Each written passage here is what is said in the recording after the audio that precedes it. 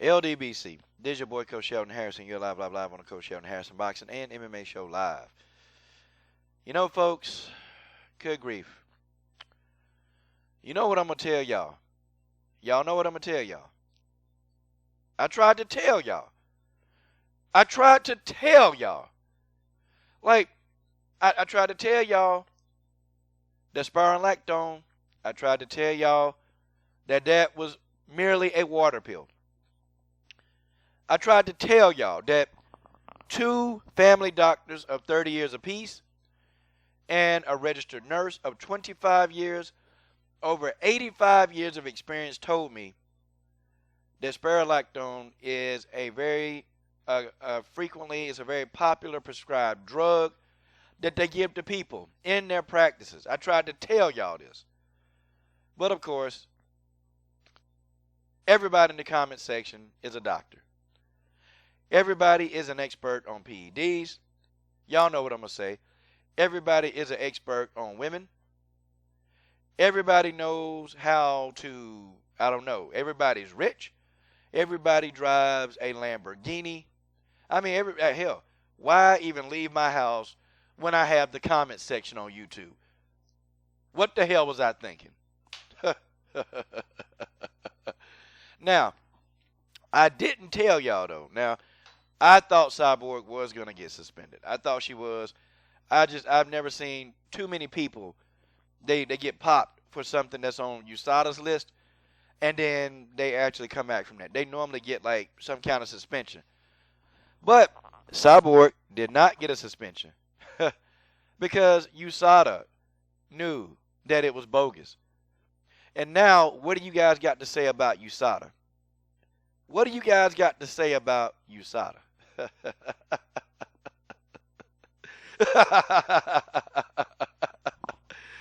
Okay, that's enough of my gloating. Okay, I feel good to give it to you guys because only the coach know how to do this. Now, let's get into basically, guys, what's finna happen in this picture. Now, there are 4 possible opponents, and I said possible because these are the 4 women that Cyborg been eyeing. Okay.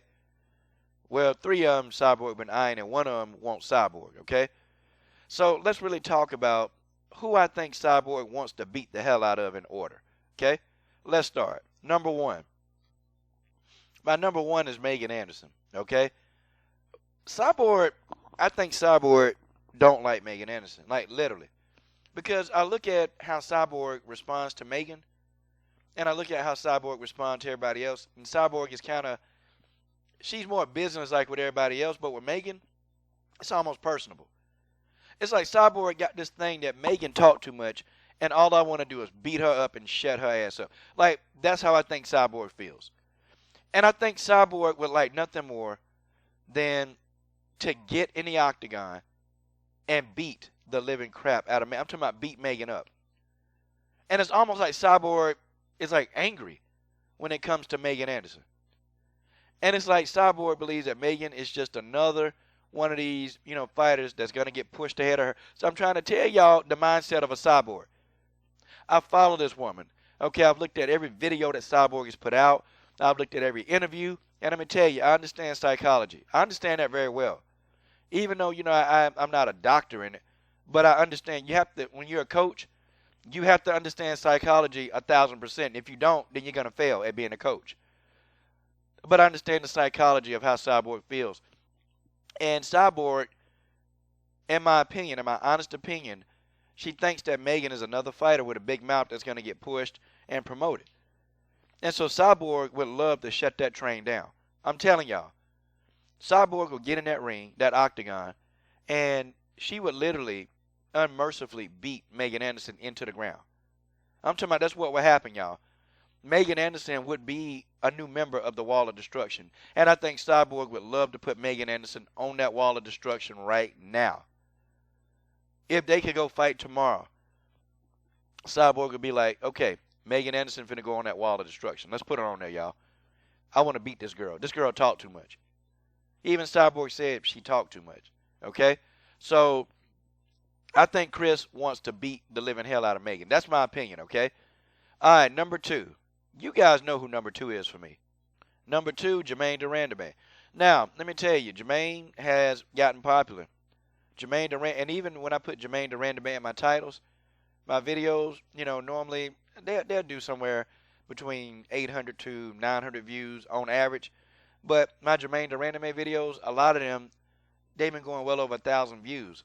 So Germaine has become popular. Even on this little channel, people want to hear about Germaine de Randamie.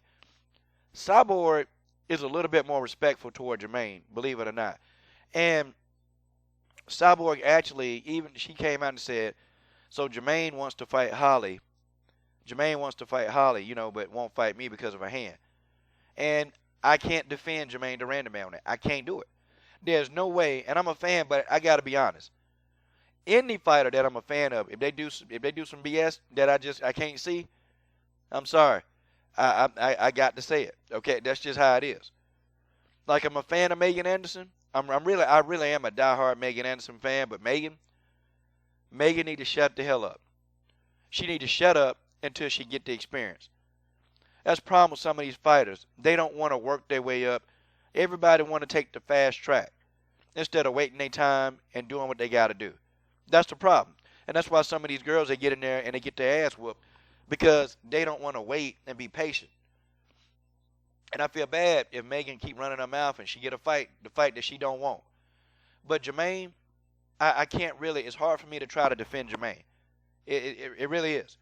Like, and I'm a fan of Germaine. But even if Germaine would have said, listen, after my hand surgery is complete, then guess what? Give me Holly or give me Cyborg. I would love to give Holly a rematch since, everybody thinks that I cheated. And then after my rematch with Holly, I want to fight Cyborg as soon as. See, somebody on Germaine's PR team, her PR team sucks. Because somebody should have been telling her how to word this. Like, I would have been like, Germaine, this is what you say, okay? You say, okay, since y'all think that I'm afraid, since y'all think that I cheated in Holly Holm fight, which one y'all want me to do? And then you put up a poll. Do you want me to fight Holly Holm for a rematch, or do I fight Cyborg? See, that's what the coach would have did. The coach would have put a poll on one of Germaine's accounts, social media. And then I let these hard-hitted fans pick. That's what I would have did. And then when the fans pick, see, if somebody complain or they want to come out and say she a coward, look, you guys pick. I let y'all pick. That's how you set it up. See, then you get that, and then you go back to the UFC and you say, look, the majority of the fans, and she's a champion. So she can actually go and have conversation with them. She can. So since I'm a champion, this is what the fans want. Okay? And remember, y'all, the UFC, you said dollars make sense. Well, this is what the fans are saying, and this will make the most amount of sense, money-wise. So, Sean Shelby, let's do this. See, that's me. But I think Germaine's their PR team suck.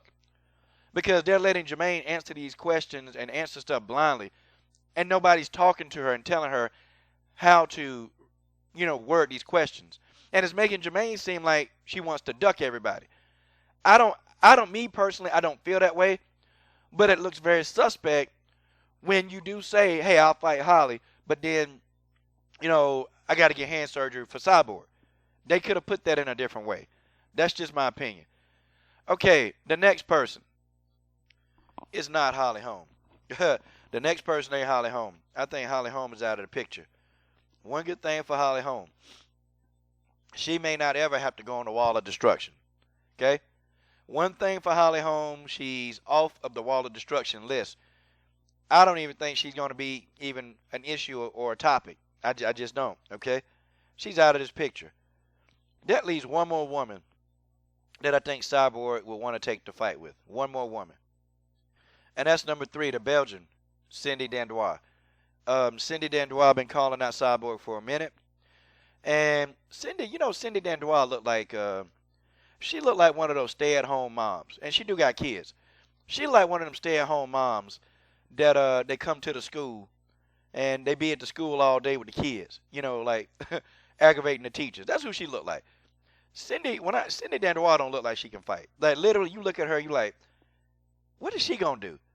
But then when she get in there and ragdoll somebody and take him to the ground and submit him, then you kind of like, oh man, yeah. Cindy Dandois is a game opponent, y'all.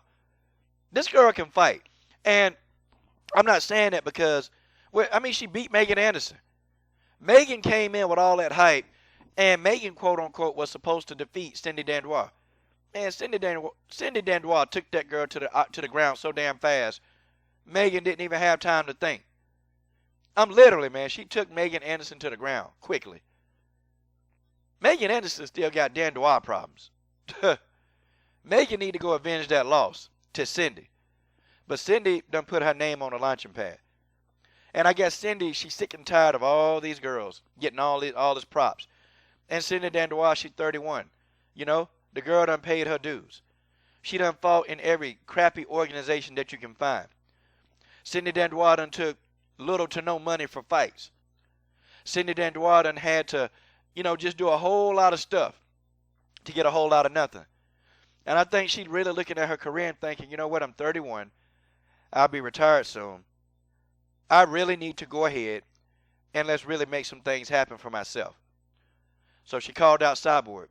She was on Tough Enough. You know, she was on, not Tough Enough, God dog, the Ultimate Fighter. Why do I keep messing them things up? But she was on the Ultimate Fighter. And I told y'all I can't knock Cindy for being on the Ultimate Fighter. I can't knock her for that because that was an opportunity of a lifetime. But now, look, Cindy said, F it. F y'all, F it. F Cyborg. I ain't scared of this broad. I want her in that octagon. And Cindy said, look, let's make this thing happen, Cris Cyborg. Let's make it happen. But, as you all know, and I will end the video off with this. One of these three women, I think Holly Holm is done pretty much in this little category. One of these three women is going to end up here. You guys knew that I was going to bring this back up. Y'all knew it. You knew this was coming. One of these three women, they will be on the wall of destruction. Folks, there's no escaping the wall of destruction. You see, Cyborg is a woman on a mission. She's a woman on a mission.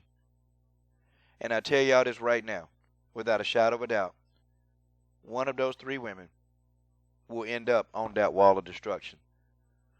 And you look at the wall of destruction, y'all. You guys take a good look. I mean, really look at this wall of destruction. None of these women are in a good place right now. They're just not. And I guarantee you that these women, they probably wished that they never fought Cris Cyborg. Was it worth it? Was it worth going in there and getting your head bashed in?